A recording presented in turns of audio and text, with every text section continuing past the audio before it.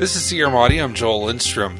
And to start with, I wanted to bring up something that I wanted to let everybody know, which is changes coming to CRM Audio.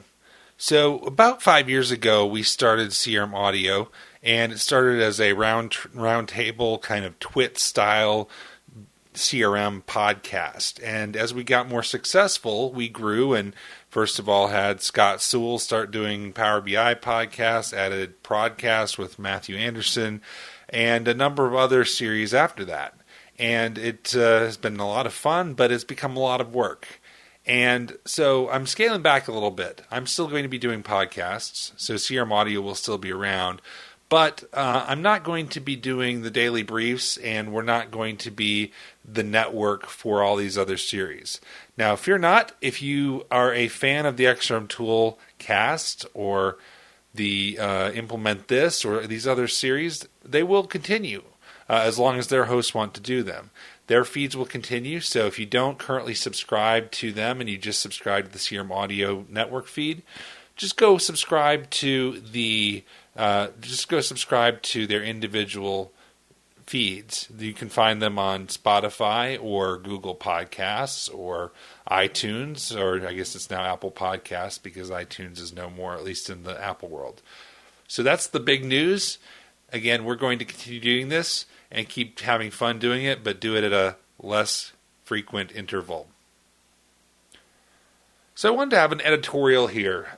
There has been several things lately where people are expressing outrage and shock at announced changes that Microsoft has made.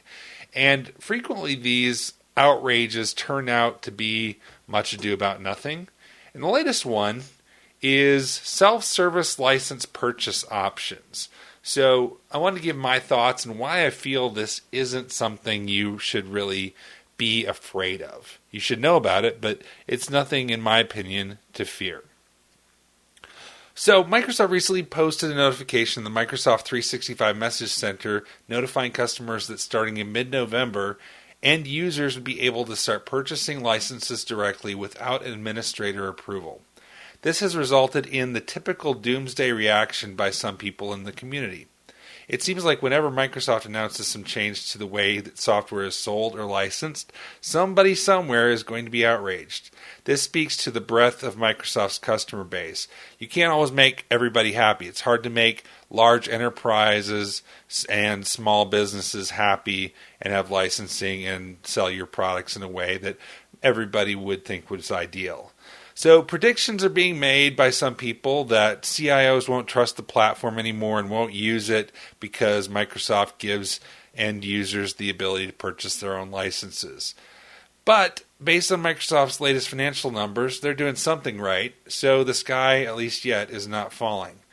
I think, like usual, this outrage is overblown. Some arising from some people misunderstanding what the announcement really means, and some people who work for very large enterprises or government agencies not recognizing that the majority of companies are not like theirs. Just a side note, I was just in a meeting today, large enterprise company, and the business was saying how IT was trying to decentralize purchasing of licenses and application choices. So this is something that real companies out there want. The Power Platform is just that, a platform.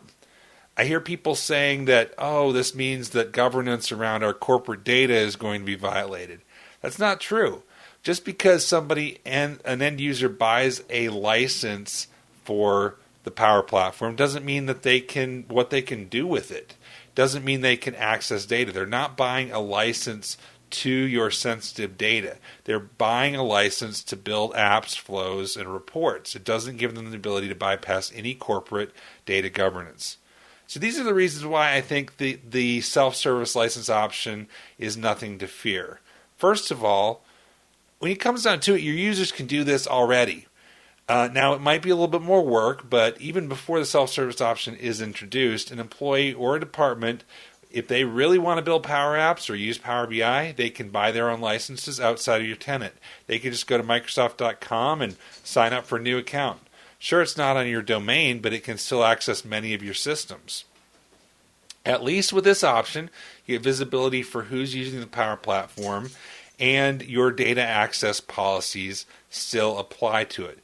Keep in mind that today, with Office 365, I can go and purchase many Office 365 applications and add-ons without any administrator approval. So what's really the difference? Second, users can do the exact same thing with almost all competing systems. Services like Slack, Salesforce, and Lucidchart grew not from corporate departments deciding to buy them, but from selling directly to individuals and departments who were fed up with the systems that their companies were giving them. In many companies, those became the standard, and so then the organization adopted them begrudgingly after the fact because of the number of people who are using it. Saying that CIOs will not use the Power Platform because they offer self-service license purchase options, in my opinion, is a fallacy, because what alternatives are they going to use that don't offer similar self-service license purchases without administrator approval? Why should Microsoft be held to a different standard than equivalent services? And third, you can still maintain control. For example, DLP rules determine what connectors can be used in what combinations with the end user's apps and flows. Security roles in SharePoint and Common Data Service and Dynamics grant or block access to what data or actions they can do. Your Active Directory single sign-on federation limits where users can use the Power Platform's app and services that they buy licenses for. Plus, you have full visibility into who has purchased licenses and what they're doing with it. If you really have a policy preventing people from buying their own licenses and building their own apps, you'll be able to see when they do and go knock them in the head or cut off their access to other systems. How is somebody buying a license and building an app with their own data and any different than someone doing the same thing with an Excel spreadsheet? So based on those reasons, I feel this is nothing to worry about. Would it have been better if they gave the option to disable self-service license purchases? Maybe. So based on these reasons, I feel there's nothing to worry about.